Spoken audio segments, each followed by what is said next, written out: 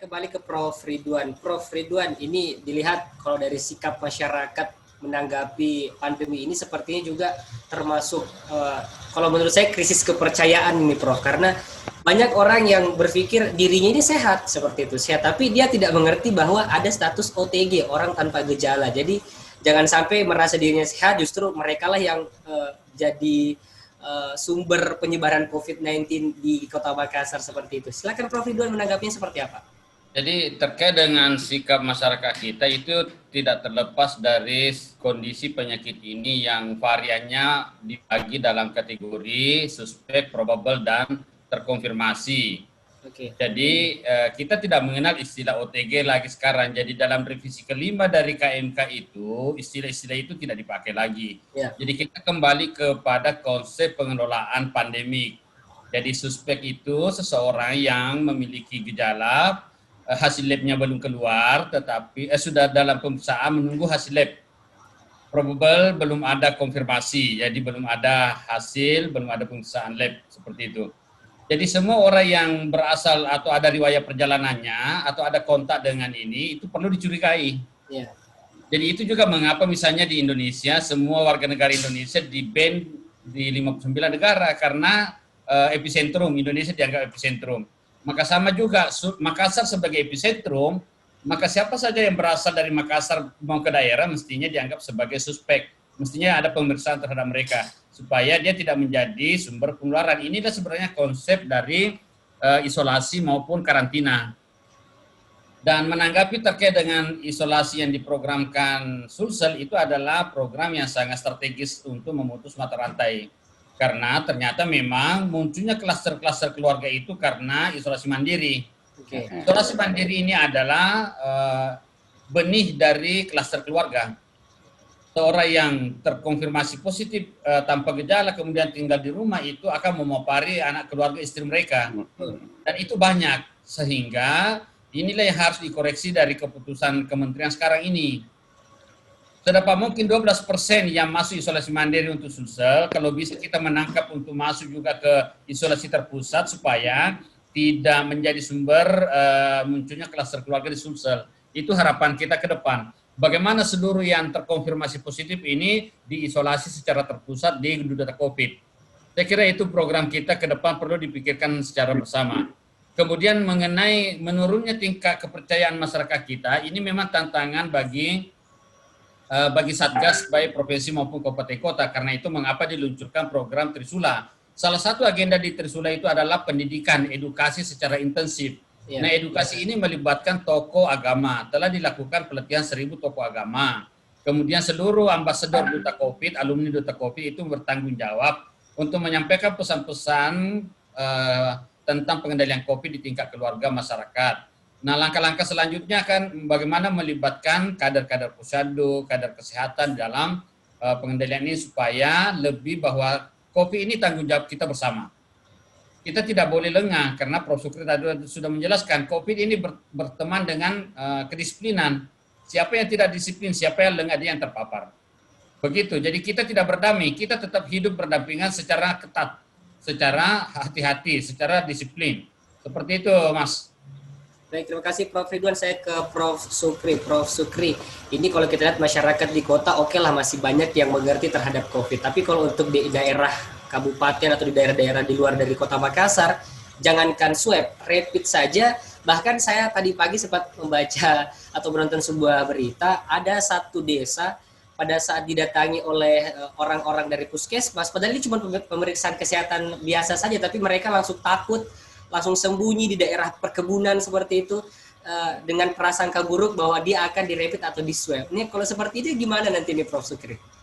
Ya, jadi memang penanganan COVID-19 ini tentu peran daripada pemerintah kabupaten kota itu juga sangat diharapkan. Artinya bahwa pemerintah provinsi ini tidak akan mungkin mengcover, dia punya kewenangan juga terbatas ya. Yeah. Artinya bahwa terutama di dalam era otonomi daerah ini, pemerintah kabupaten kota itu mestinya mengambil peran maksimal. Jangan semua persoalan yang ada di kabupaten kota itu diserahkan sepenuhnya kepada pemerintah provinsi. Itu juga tidak betul. Yeah. Artinya adalah bahwa memang peran kabupaten kota juga harus dimaksimalkan. Di awal-awal penularan COVID-19, menurut saya, hampir seluruh kabupaten kota di Indonesia ini, termasuk di Sulawesi Selatan itu cukup masif, ya, cukup ketat di dalam bagaimana penanganan COVID-19, terutama di daerah-daerah perbatasan dan sebagainya. Tetapi belakangan ini memang ada kecenderungan agak sedikit terjadi pergeseran, terjadi perubahan pendekatan masyarakat di dalam penanganan COVID-19. Terutama memang belakangan ini menghadapi pilkada serentak di Indonesia dan di Sulawesi Selatan, tentu ini memiliki efek besar, meskipun secara formal itu belum dimulai, tetapi kampanye-kampanye yang sifatnya individual itu sudah dilakukan sebenarnya. Dan mereka-mereka inilah yang sesungguhnya kita tidak tahu dari mana saja sumber penularan ini. Tadi Bang Husni, Bang Prof sudah menyampaikan bahwa klaster penularan ini paling tidak belakangan ini itu ada dua yang dominan. Belakangan ini. Yang pertama adalah klaster rumah tangga. Yeah.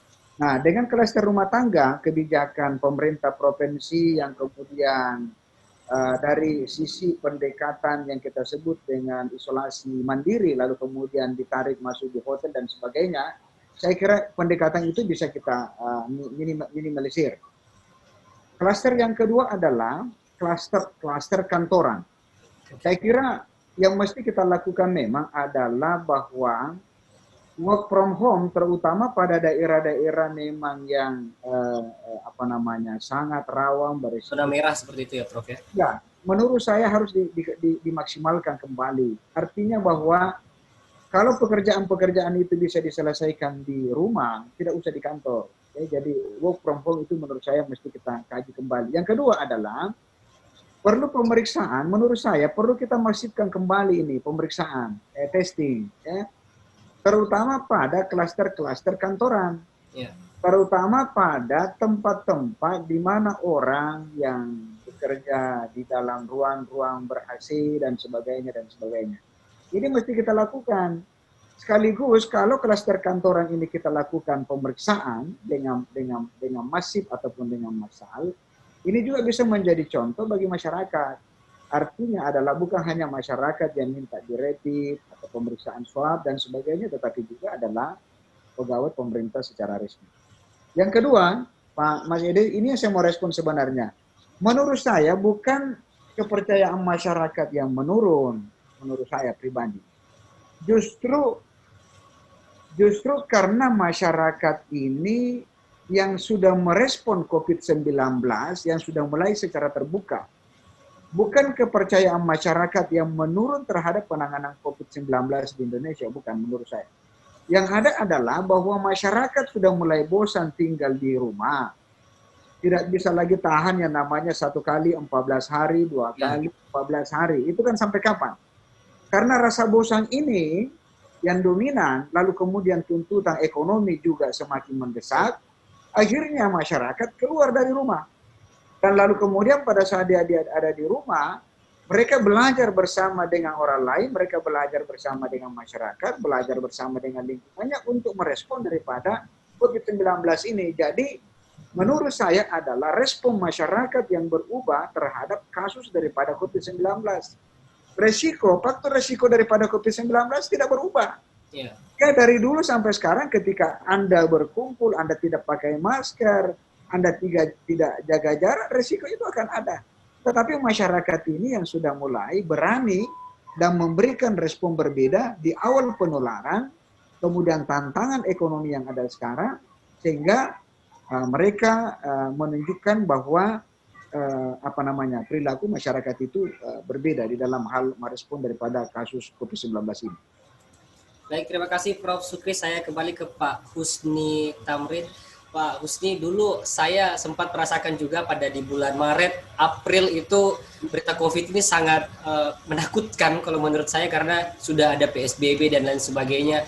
Masyarakat takut keluar, harus pakai masker dan lain sebagainya. Ketika masuk di bulan Mei, Juni, Juli, PSBB sudah tidak ada, mulai ada aktivitas kembali. Justru betul kata Prof. Sukri tadi, mungkin ada kebosanan atau kejenuhan di pikiran masyarakat ini kapan berakhirnya seperti itu. Jadi mereka memberanikan diri keluar, akhirnya itu menjadi blunder sendiri bagi masyarakat. Gimana ini Pak Usni? Oke, jadi begini, makanya kemarin ini memang harus direspon betul, jangan sampai terjadi di kejenuhan di masyarakat. Makanya kami dari unsur pemerintah betul-betul menjaga ini, menjaga ritme. Makanya kemarin kita launching Trisula ini. Ya, sebenarnya Trisula ini sudah berjalan. Substansi kemarin adalah secara fisiologis bagaimana kita menyemangati kembali. Semua stakeholder kita semangati, baik itu pemerintahan sipil, baik itu pemerintahan TNI maupun Polri. Kita sama-sama hadir bahwa sesungguhnya COVID ini belum berakhir. Ya, COVID ini belum berakhir. Itu yang pertama kita sampaikan pada launching kemarin.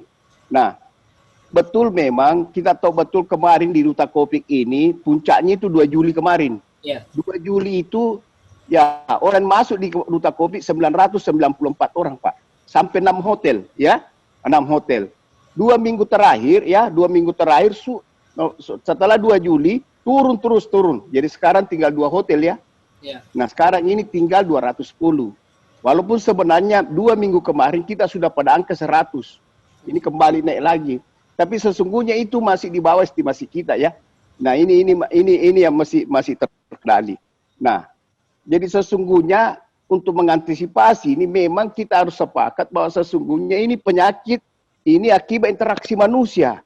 Makanya dibutuhkan bagaimana manusia mampu berinteraksi tapi tetap dengan protokoler COVID. Ini yang harus didorong. Nah, akhirnya harus ada kedisiplinan. Ya, kedisiplinan. Nah, sekira ini kita harus sepakat bahwa sesungguhnya sangat sulit juga mendorong orang untuk tetap di rumah. Ini. Karena mau tidak mau ya manusia sebagai makhluk sosial tentu butuh interaksi sesama manusia. Nah, inilah yang harus kita tetap lakukan edukasi. Nah demikian pula ke kabupaten kota. Makanya kami Dinas Kesehatan beserta seluruh promosi kesehatan di daerah itu mulai daripada tingkat kecamatan sampai kelurahan, desa, RT RW itu mengencarkan promosi itu. Bagaimana tetap ya masyarakat itu dalam melakukan aktivitasnya tetap menggunakan masker, jaga jarak dan menghindari kerumunan dan menggunakan cuci tangan. Nah ini yang harus kita kawal betul. Nah, kalau mempelajari sebenarnya dari Bapak Ibu sekalian, Prof ini kemarin itu terjadi lonjakan akibat Lebaran, pasca Lebaran ya, Idul Fitri setelah itu masuk pada walaupun sebenarnya sebelumnya PSBB mampu ya meredam kasus, mampu, tapi yang meningkatkan kasus kemarin trennya kita adalah ya Lebaran Idul Fitri, setelah itu masih Idul Adha, sekarang ini masuk kerumunan yang deklarasi itu. Betul. Ya kan? Nah, makanya kami minta seluruh pemerintah kabupaten kota bagaimana mengawal ini proses pilkada ini. Ya, bagaimana mengawal tentu dengan cara membatasi jumlah kerumunan. Ini yang harus dilakukan dengan ketat. Membatasi kerumunan. Terus kedua, bagaimana protokol kesehatan harus yang hadir itu harus menggunakan masker. Yang ketiga adalah bagaimana sterilisasi tempat. Nah, bagaimana cuci tangan harus disiapkan. Ini yang harus, ya betul dibilang Pro Ridwan, ini baru masuk tahap pendaftarannya, belum kampanye apa dan seterusnya. Nah inilah sebenarnya pemerintah kota bagi kota, kabupaten kota, seharusnya membangun regulasi tentang ini. Ya silakan aja melakukan prosesi kampanye, tapi ya misalnya virtual, ya kan? Nah ataukah dibatasi dalam ruangan tertentu, tapi dibatasi jumlah orang. Ini yang harus dilakukan. Jadi bukan berarti pelonggaran sekarang ini betul-betul semaunya kita, tidak bisa. Ya, tidak bisa. Harus tetap dengan protokol kesehatan. Sekira demikian.